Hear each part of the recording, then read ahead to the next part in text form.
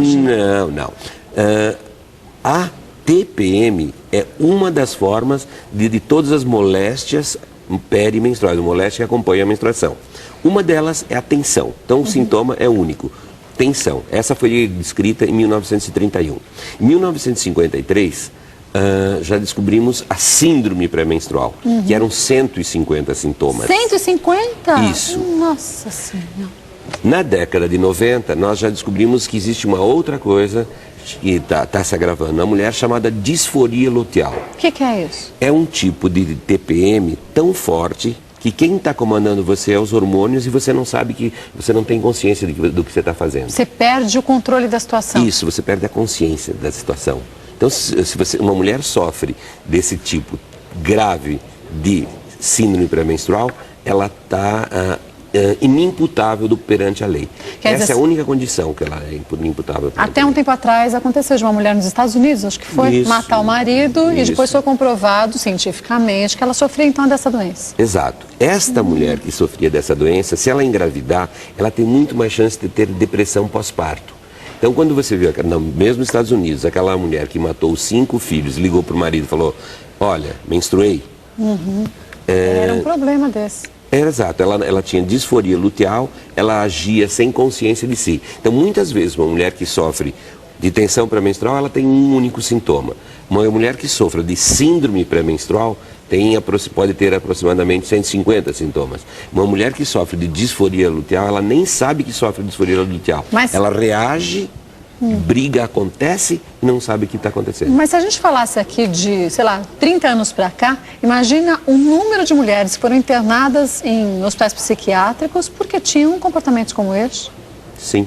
Charcot, o pai da neurociência, recomendava que toda mulher que tivesse muito desejo sexual, que tivesse furor uterino, tinha que ser esterectomizada. Por quê? A histeria era associada ao útero. Então se tirava o útero das mulheres para acalmá-la.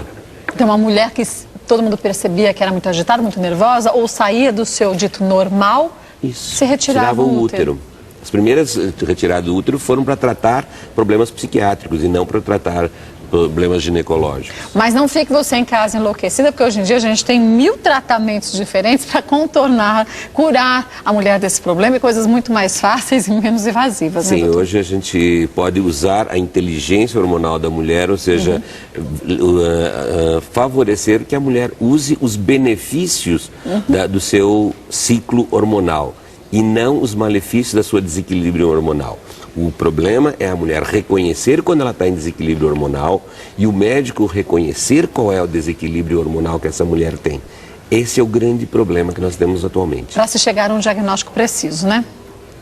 Que é sempre o mais orientado, pelo menos naquele momento. Claro que não é um diagnóstico para a vida toda. Não, tem que se fazer um acompanhamento, não é? Sim, mas vocês... um dos problemas que nós temos atualmente é que se confia em dosagens hormonais. Dosagens hormonais são bobagens.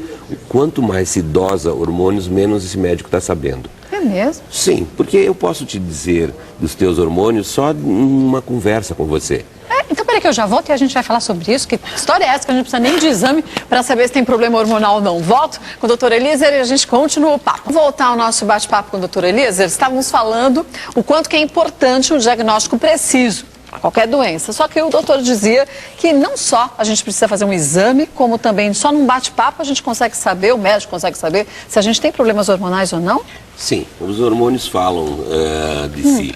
Então, se você ouvir uma mulher que está dizendo assim, olha, eu estou com muita tristeza, estou no período pré-menstrual, estou chorosa, estou me sentindo deprimida, a última. O que é que a gente sabe que está acontecendo com essa mulher?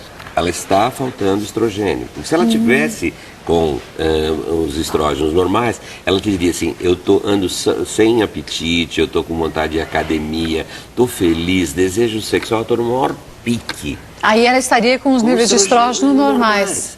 Percebe? Então, quando ela diz, não, eu estou conflituada, é porque os seus hormônios também estão em conflito. Mas pode acontecer da mulher fazer um exame laboratorial e aparecer que os hormônios dela estão perfeitos e ela se sente nessas condições quando falta estrogênio? Sim. Por quê? Porque os hormônios, eles dependem para a sua ação, de um receptor hormonal. Você pode dar para qualquer homem 2 litros de hormônios. Os seios dele não vão crescer, eles não vão se comportar de maneira feminina. Por quê? Porque não tem receptores hormonais. Então, nós não temos dosagens de receptores hormonais. Diagnósticos hormonais, 90% deles o médico fala com a paciente, ouve. Médicos que ouçam a paciente e aí ele vai entender qual é o distúrbio hormonal que ela está tendo. Então, nem sempre o exame laboratorial é o mais indicado. Pode nos ajudar, como eu te falei, tem 20 e poucas glândulas. Tem o hipotálamo, tem a hipófise, tem a tireoide, tem a suprarrenal, tem o pâncreas, tem os ovários, tem N glândulas.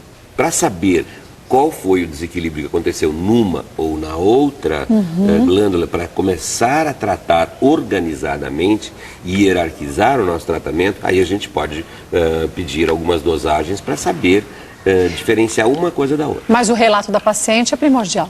Tudo. Em hormônios, conversar com a mulher, você a conhece. Tanto que a gente utiliza muito mais a linguagem hormonal para você saber se uma mulher ela está com bastante estrógeno.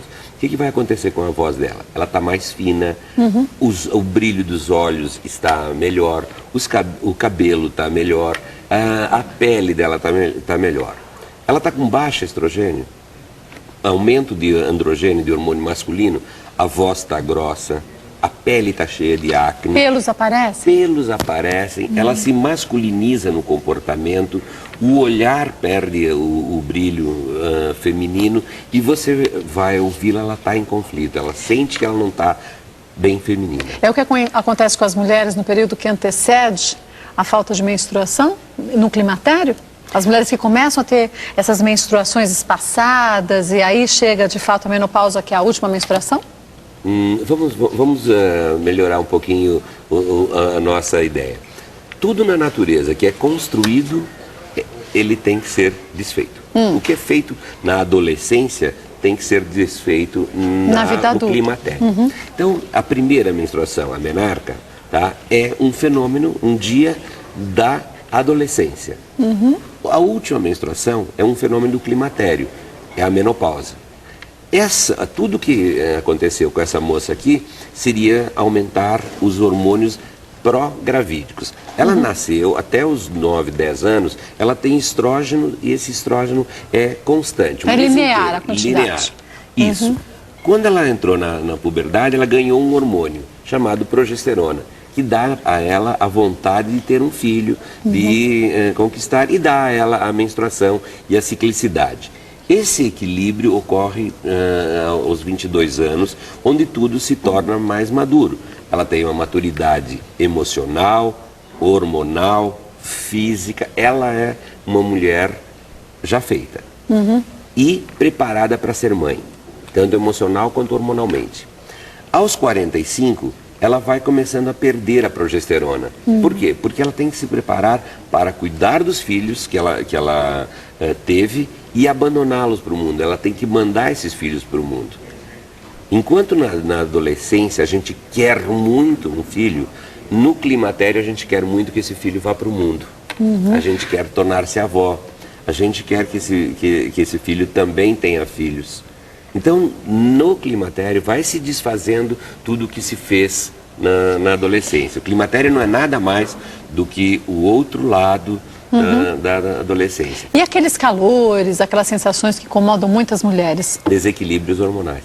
Se ela tivesse mais uma vez equilibrada, mesmo nessa curva ascendente, ela não teria problemas? Ela não teria problemas.